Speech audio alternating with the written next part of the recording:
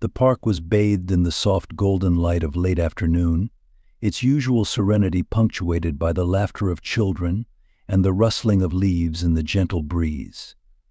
Lila Washington walked along the gravel path, her sneakers crunching softly beneath her. This had always been her sanctuary, a place where she could think, breathe, and feel connected to her father. But today something felt off. As she rounded a corner, her eyes fell on a figure in the distance. A police officer stood near the bench under the old oak tree, his stance rigid, his eyes scanning the area like a predator seeking prey. Lila slowed her pace. Something about his presence unsettled her, a coldness in the air that hadn't been there before. She approached cautiously, her heart beginning to race when the officer's eyes locked onto hers. His gaze was piercing, unwelcoming, and as she drew closer, his expression hardened. "Hey, you," he called out, his voice sharp like a blade slicing through the calm. Lila froze mid-step, unsure of what she had done to warrant his attention. "Yes," she replied, her voice steady, though her stomach churned. "You look a little out of place here," he remarked, his words heavy with implication. His eyes swept over her from head to toe, and she felt her skin crawl under his scrutiny. "I'm just walking," Lila said, forcing herself to maintain eye contact. "This park belongs to everyone, doesn't it?" The officer's lips twisted into a smirk. "Everyone? Sure. But some people don't know how to respect the space they're given." Her chest tightened. "I'm here to see my dad. He's on duty." "Oh, your dad," he repeated mockingly, crossing his arms. "And who might that be?" "Captain Elijah Washington," she said firmly, hoping the mention of her father's rank would diffuse the tension. The smirk disappeared, replaced by a sneer. "Captain Washington's kid, huh? Figures. Bet he's where he is because they needed to meet their diversity quotas." Lila's breath caught in her throat.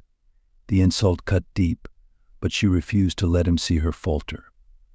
"My father worked hard for everything he has," she said, her voice steady but taut. The officer chuckled darkly, shaking his head. "Sure he did. Must be nice to have a golden ticket." The conversation took a sharp turn. Officer Hayes stepped closer, his shadow looming over her. "You think you can talk to me like that?" he snapped, his tone laced with menace. "Just because your daddy's a captain doesn't mean you're untouchable." "I haven't done anything wrong," Lila protested, taking a step back.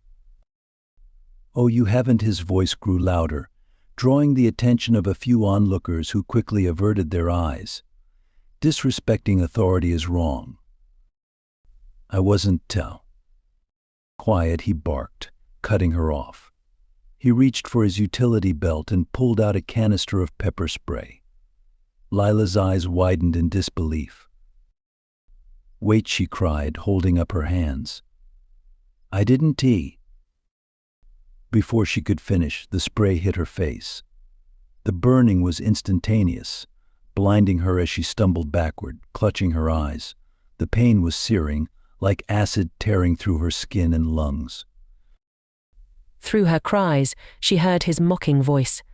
"Maybe this'll teach you to keep your mouth shut."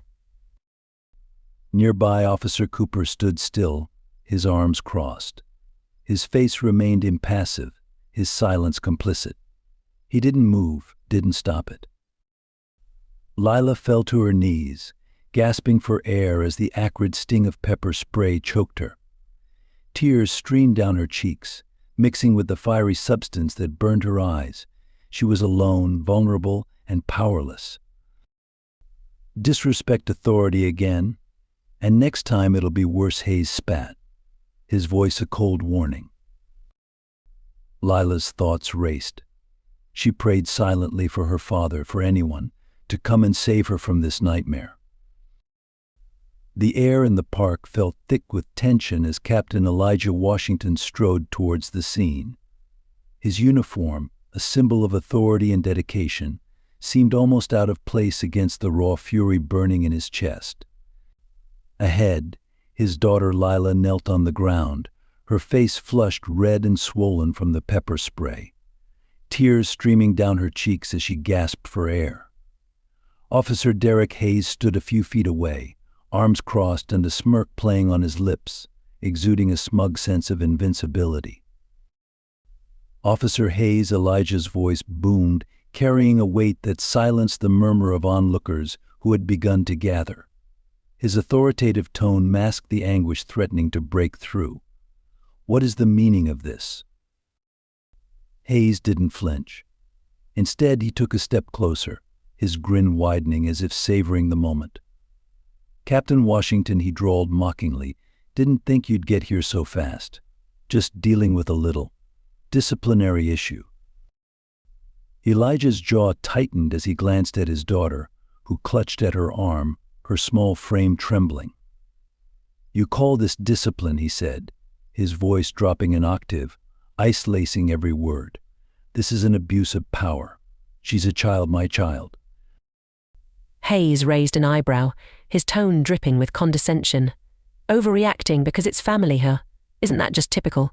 Pulling the 'my kid is special' card. Thought you'd be better than that, Captain." The racial undertone in Hayes's words was unmistakable, and it ignited a fire in Elijah. He stepped closer, towering over Hayes, the controlled fury in his eyes enough to make even the smug officer falter. "You don't get to hide behind that badge while you terrorize children. Not here, not in my park." Hayes's smirk faltered, but he recovered quickly, his voice hardening. "What are you going to do, Captain? File a complaint? We both know how those end." For a moment, the park seemed to hold its breath. Elijah reached for his radio, his movements precise and deliberate. "This is Captain Elijah Washington. I'm calling for immediate backup at my location," he said, his tone steady but laced with steel. "Officer Hayes is to be detained for assault and misconduct. Code red." Hayes paled, his bravado crumbling. "You can't be serious," he stammered, taking a step back. "This is—" "Enough," Elijah roared, cutting him off.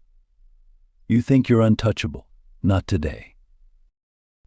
As Hayes's badge and weapon were surrendered to arriving officers, Elijah knelt by Lila, his large hands gently cupping her tear-streaked face.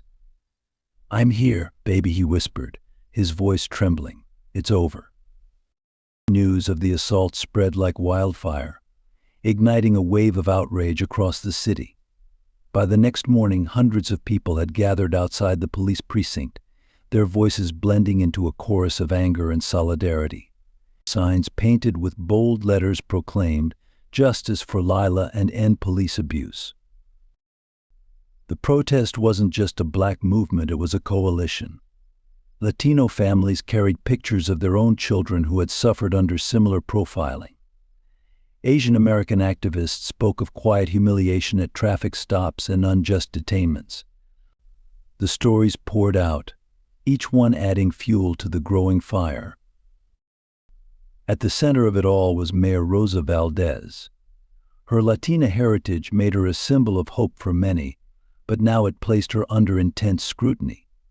At a press conference, cameras flashed as reporters peppered her with questions.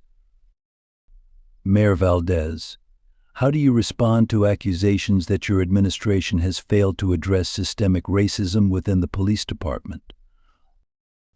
Rosa took a breath, her hands clasped tightly at the podium. "What happened to Lila Washington is unacceptable," she said, her voice steady but tinged with emotion. "This administration will ensure that those responsible are held accountable. But let me be clear, this is about more than one incident. It's about rebuilding trust in our institutions, and that starts with real reform." Outside, the crowd cheered at her words, but whispers of skepticism lingered. Rosa knew the balancing act ahead would be treacherous, maintaining the trust of her marginalized constituents while navigating the pushback from powerful institutions resistant to change. For now, the chants of the protest filled the streets, a thunderous reminder that the fight for justice was far from over.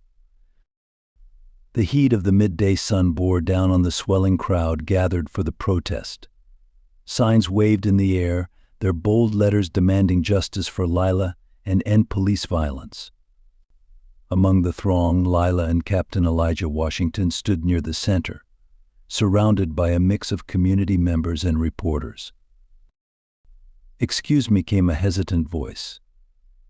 Lila turned to see a Latina woman, her face lined with worry, holding the hand of a young boy no older than 8. The boy clung to her, his wide eyes darting nervously through the crowd. "Yes," Lila replied gently, noticing the boy's small hand gripping his mother's tightly. The woman took a shaky breath. "I'm Ana Hernandez. This is my son, Jacob. I wanted to say thank you for speaking out." Lila exchanged a glance with her father before addressing Ana. "You don't have to thank me. What happened shouldn't have happened to anyone." Tears welled in Ana's eyes as she nodded. "It shouldn't. But it does." She tightened her grip on Jacob's hand. "Last year, Jacob. He was stopped by police while playing outside our apartment. They said he looked suspicious when I asked why. They said he fit the description of a troublemaker." Lila's heart clenched. "He's just a child." Ana's voice wavered. "That didn't matter to them. They pushed him against the wall and searched his pockets. He kept crying, telling them he didn't do anything. But they didn't stop until one of my neighbors came out and started recording." Jacob's lip quivered as he whispered, "They said I was bad. But I wasn't." Lila crouched to meet his eyes, her voice steady but warm. "You're not bad, Jacob. What they did to you wasn't because of who you are. It was because of their own prejudice." Jacob sniffled, his small shoulders trembling. Lila reached out a hand. "You're brave for telling your story, and you're not alone. We're all standing together to make sure this doesn't happen again." The boy hesitated before tentatively placing his hand in hers. A faint smile tugged at his lips as Lila gave him a reassuring squeeze. The moment felt heavy, charged with unspoken solidarity. Around them, the hum of the protest seemed to soften, the unity of shared pain and purpose growing stronger. The town hall was packed to capacity. Rows of chairs overflowed with community members, their murmurs creating a low buzz of tension. Lila sat in the front row beside Captain Washington, her hands clenched tightly in her lap. On the stage, Officer Bradley Cooper adjusted his tie, his expression one of forced composure. "This was a misunderstanding," Cooper began, his voice smooth but detached. Officer Hayes was responding to perceived disrespect. It wasn't racially motivated. Enough. Lila's voice cut through the room like a blade. All eyes turned toward her as she stood, trembling slightly but resolute. Cooper froze mid-sentence. "Miss Washington, You don't get to explain away what happened to me," Lila said, stepping toward the microphone. Her voice carried the weight of unfiltered emotion. "That man didn't see a person when he looked at me. He saw my skin color and decided I was a threat." The room fell silent, tension crackling in the air. Lila's voice broke slightly but grew stronger with every word. "He didn't just use pepper spray. He mocked me. He made me feel small. He made me feel like I didn't belong in my own community. And now you want to call it a misunderstanding." Cooper shifted uncomfortably. "I didn't mean." "You meant to protect him," Lila snapped, her tone cutting. "Just like you stood by while he attacked me. How many more misunderstandings have to happen before you take responsibility?" The crowd erupted into applause, their voices rising in support. "Resign," someone shouted, followed by others echoing the call. The momentum built like a tidal wave, crashing against the fragile defenses of Cooper's polished demeanor. Captain Washington stood, his imposing figure radiating authority. "This isn't just about one officer," he said, his voice steady and commanding. "It's about a system that allows abuse to go unchecked. And we're here to make sure that ends today." Cooper's face paled as chance of justice for Lila filled the room. Lila stepped back, her heart pounding but her spirit unbroken. For the first time since the assault, she felt the power of her voice, a force that no one could silence. The courtroom was packed, the air thick with tension. Cameras flashed incessantly outside, capturing every arrival. Inside, the audience sat in near silence, their gazes fixed on Officer Derek Hayes, seated stiffly beside his attorney. His defense team had crafted a strategy that leaned heavily on racial stereotypes. Portraying Lila Washington as aggressive and uncooperative, they insinuated that her actions justified Hayes' response. Lila, dressed in a modest yet professional outfit, took the stand. Her hands trembled slightly as she gripped the microphone, but her voice was steady. "I was walking in the park just like any other teenager," she began, her eyes scanning the room. "I wasn't aggressive. I wasn't disobedient. I was scared of someone who was supposed to protect me." Her words hung in the air, and she felt the support of her father, Captain Elijah Washington, sitting in the front row. Behind him, members of the community filled the benches, their presence a powerful testament to solidarity. The prosecutor presented evidence video footage from a bystander showing Hayes' excessive force and testimonies from other park goers who witnessed the incident. When the defense attempted to discredit Lila, citing her attitude and body language, she responded with dignity. "It wasn't my attitude," she said firmly. "It was his bias. He saw my skin before he saw me." As the trial progressed, Mayor Rosa Valdez announced a series of reforms. She introduced an independent review board with representatives from diverse communities, tasked with overseeing cases of police misconduct. "We cannot allow systemic bias to go unchecked," she declared in a press conference. "Our city deserves better." The trial concluded with Officer Hayes convicted of assault and abuse of power, his sentence serving as a stark warning to others. The courtroom erupted in applause as the verdict was read, signaling a small but significant victory for justice. The plaza outside City Hall was alive with movement. Protesters held handmade signs reading "Justice for Lila" and "End Police Brutality" as chants echoed through the streets. The crowd, diverse in age and background, was united by a shared demand for change. Lila stood on the makeshift stage, her heart pounding. The microphone felt heavy in her hand, and the sea of expectant faces before her was both intimidating and inspiring. Captain Washington gave her a reassuring nod from the sidelines. Taking a deep breath, Lila began. "I stand here today not just as a victim, but as a voice for everyone who's ever been silenced." Her voice cracked slightly but gained strength as she continued. "That day in the park, I was judged not for what I did, but for who I am, for the color of my skin." The crowd fell silent, her words cutting through the noise like a blade. She recounted the fear, the humiliation, and the pain she endured, her voice unwavering. "No child should have to feel what I felt. No family should have to fight for the basic right to be treated with dignity." As she spoke, a ripple of emotion swept through the crowd. Tears welled in the eyes of many, while others raised their fists in solidarity. "We deserve a world where justice isn't a privilege but a promise, and today we take a step closer to that world." The crowd erupted into applause, their cheers reverberating through the city streets. Lila's speech became a rallying cry, inspiring similar protests across the nation. The fallout from the trial sent shock waves through the city. Officer Hayes was sentenced to prison, while Officer Cooper, his silent accomplice, resigned under mounting public pressure. Mayor Valdez wasted no time implementing reforms, though activists remained cautious, their trust in the system far from restored. Lila, meanwhile, found herself thrust into the national spotlight.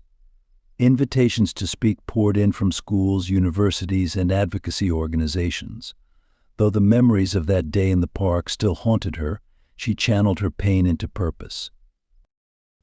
At a youth advocacy summit, Lila stood before an auditorium filled with young leaders. "Change doesn't happen overnight," she said, her voice steady with conviction. "But every voice, every action, every step forward brings us closer to a world where justice is real for everyone."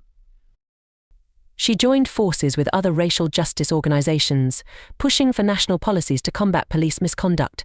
Captain Washington, now serving as a liaison between the police department and the Independent Review Board, supported her every step of the way.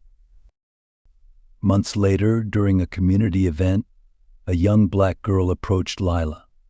"I want to be like you when I grow up," she said shyly. Lila crouched down, her smile warm. "You're already brave," she replied.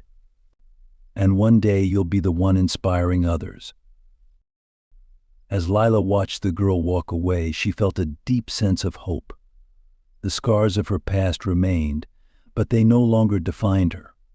Instead, they fueled her fight for a better future, a future where no one would have to endure what she did.